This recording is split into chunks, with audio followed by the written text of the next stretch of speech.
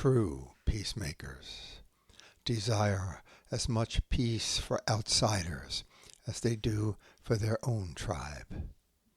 When all offerings for peace have been rejected, they pray for strength to discover other offerings. The keys to peace for this troubled planet are shaped exactly like these human beings.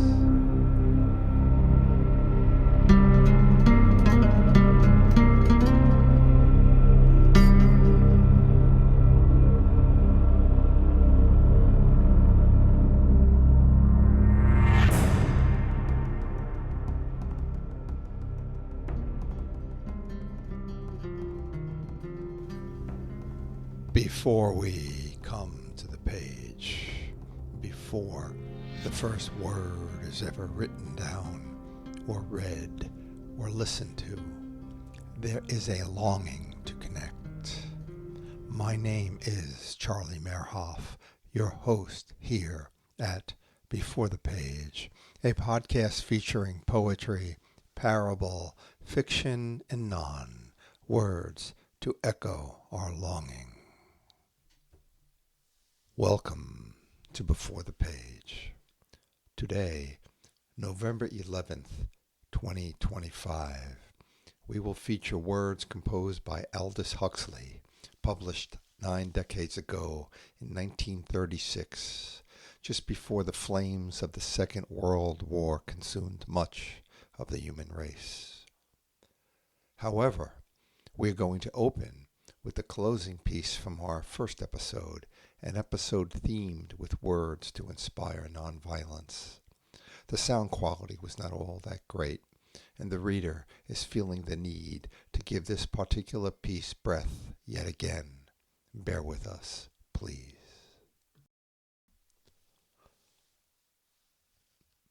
Beyond all myth. For Rabbi Mikhail Melchior, for all the dreamers.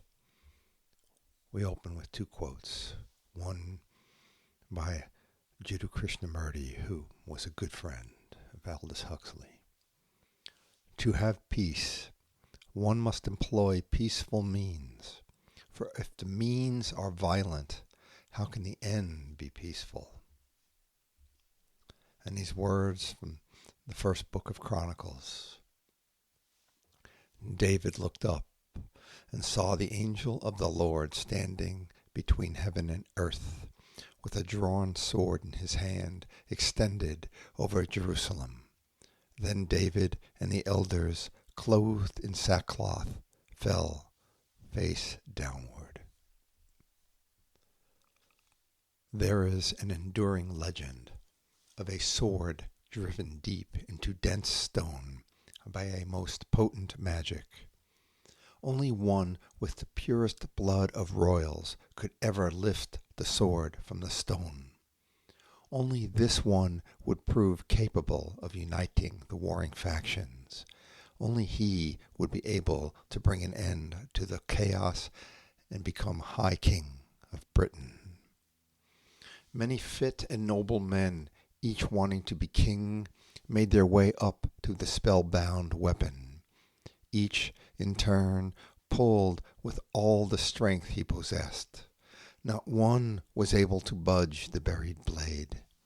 Finally, a youth named Arthur, whose only desire was to serve, came upon the sword. Taking hold, he instantly unsheathed it from the monolithic vise.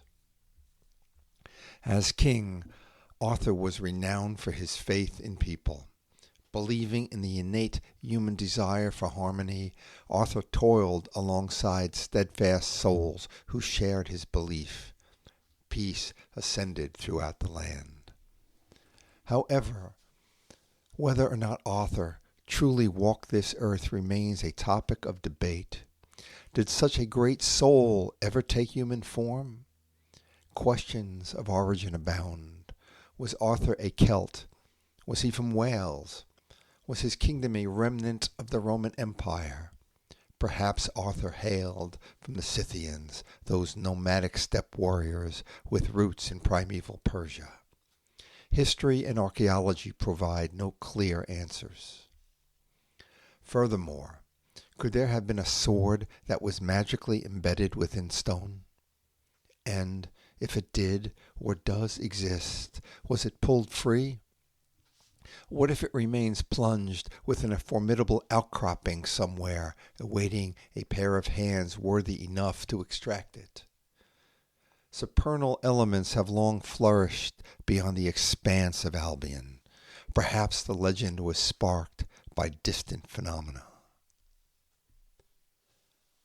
Beyond all myth, both the sword and stone truly exist, and brazenly out in the open for all to see. Yet we fail to realize what we are actually looking at. This is because of a continually renewing spell, one so charged it mocks our vision. Due to the effects of the spell, a fog of delusion surrounds the sword and stone. The fog enchants, it beckons, it arouses inexplicable passions. There are those who believe it their sacred calling to protect the stone. Seeking to keep it safe, they wage war to take possession of the stone, possession at any cost. Others desire the stone for a prize, a worldly symbol of prowess. Violence is the sword, violence in thought, word, and deed. Jerusalem is the stone, and she aches to be devoid of the intrusive weapon. Jerusalem suffers our violence, every hate-filled and aggressive stroke of it. The violence over Jerusalem intoxicates the surrounding region. It afflicts the entire planet. Indeed, it has been spilling out upon the tribes of this earth for generations. The constant incitement, the propaganda, the divisive doctrines, the weaponry, the terror, all serve to prove that the spell continues to weave its enslaving magic. Even non-believers look upon Jerusalem, pointing to the conflict as evidence that faith frequently fuels destruction. Being noble creatures, every true human being is born with the ability to overcome the spell. The lives of those who, in the past, made peace without shedding blood, stand as inspiration that a realm of nonviolence can be established here on earth. When we who make war over Jerusalem cease, the tribes of this earth will follow. Look to the east. The sun is rising. And now,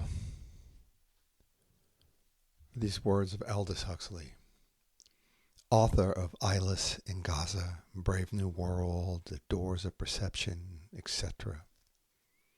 The closing words of his 1936 booklet, What Are You Going to Do About It? The Case for Constructive Peace. Note, these words have been slightly amended for this moment. We're going to open with two quotes, one from Leo Tolstoy, from The Count. There is something in the human spirit that will survive and prevail.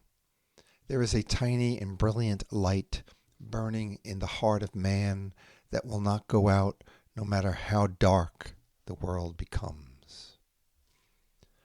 And from Sabine Miller, Unto the Last Blade of Grass. How can I save all beings if I can't save myself? Why save myself unless I am many? Wind blows on a prairie, bending in it the release of seeds. And now for Aldous. The true pacifist, being one whose heart, whose life strives for nonviolence, gives voice to her belief. The spirit is one, and all human beings are at one in the spirit. Any thought or act that denies the fundamental unity of mankind is invalid and, in a certain sense, false, whereas thoughts and acts that affirm the unity of mankind are right and true. It is in the power of every individual to choose whether she shall deny or affirm the unity of mankind in an ultimate spiritual reality. Here are a few words on just how a true pacifist may live. The entire philosophy, being the very nature of true pacifism, is based on a consideration of the facts of personal relationship between human and human. Therefore, it is impossible for pacifism to be merely some large-scale and abstract policy. Pacifism must be a way of life. There are those who claim to be pacifists in international politics, but who are tyrants in their families, bullying employers, ruthless and unscrupulous competitors. Such human beings are not only hypocrites, they are also fools. Nobody but a fool can suppose that it is possible for a government to behave as a pacifist when the individuals it represents conduct their private affairs in an aggressive and hawkish manner.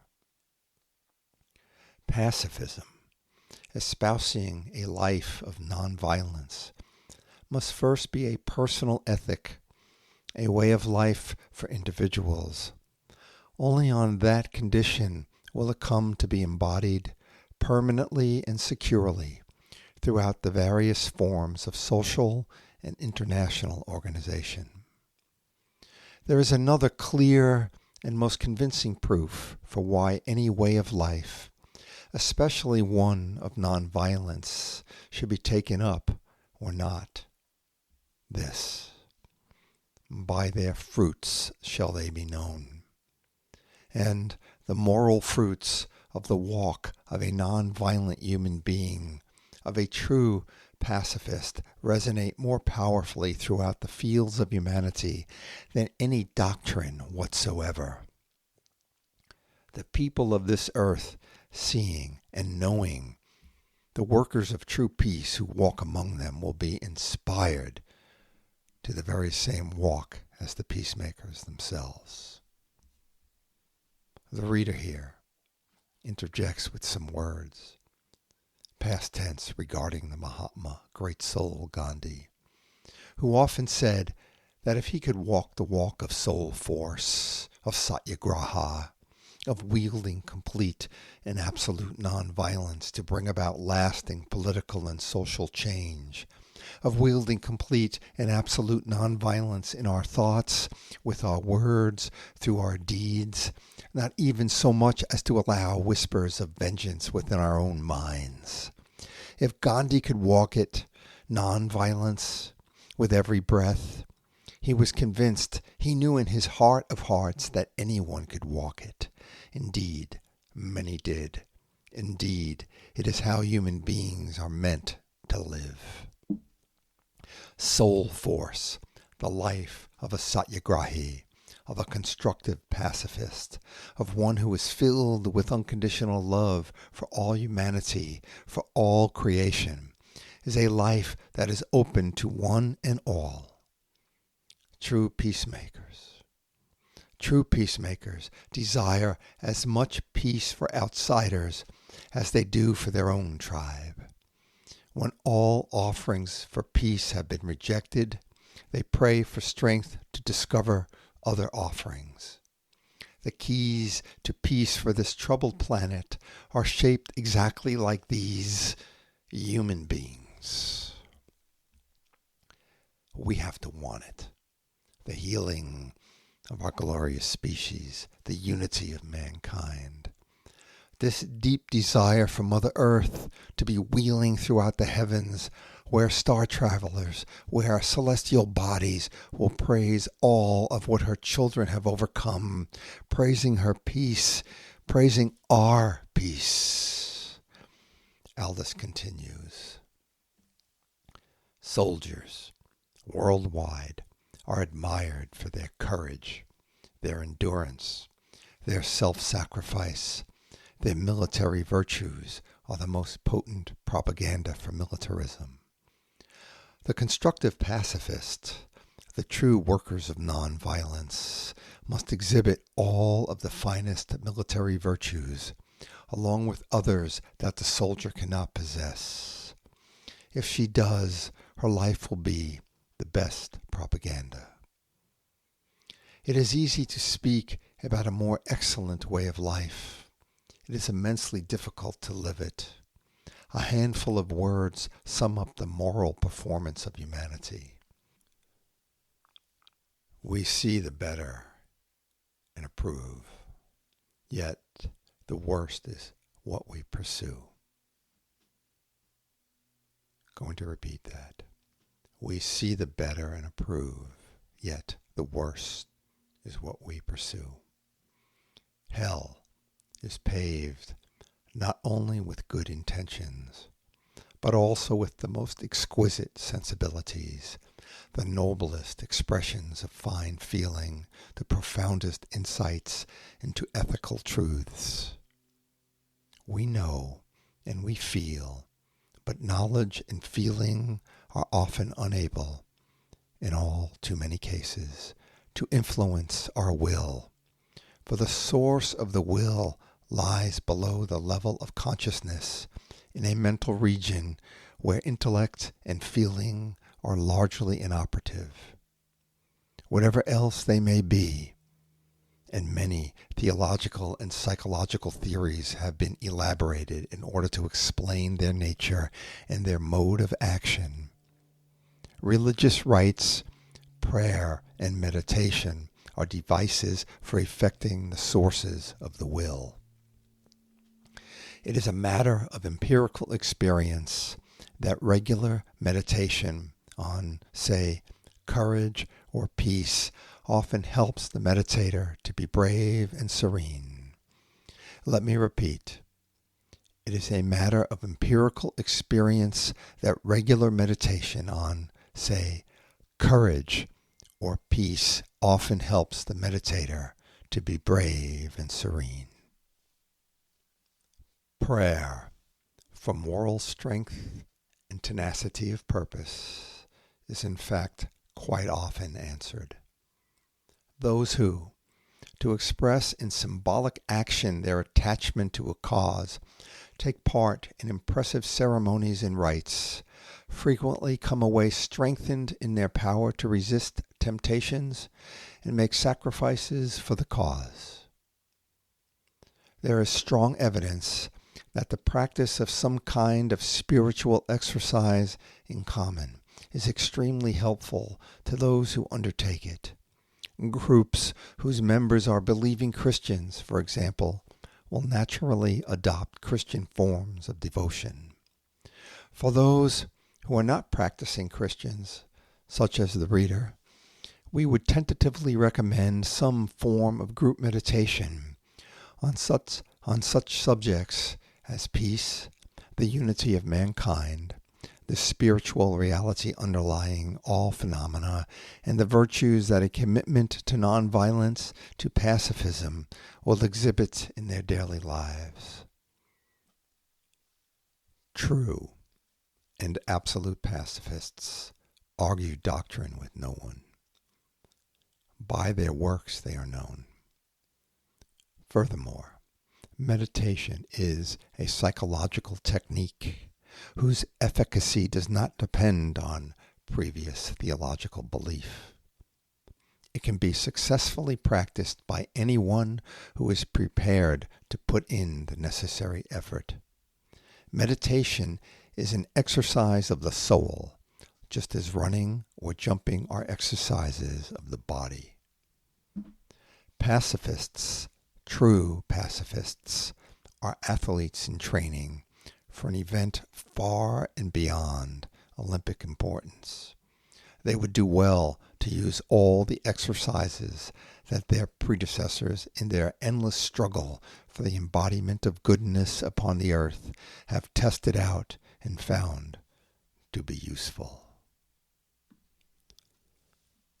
Thank you all so much for listening to this episode of Before the Page. If you have any desire to reach out and be in touch with Before the Page, it's simple enough. Email us at beforethepage@gmail.com. That's beforethepage@gmail.com, just how it is spelled. Until the next, peace be with you.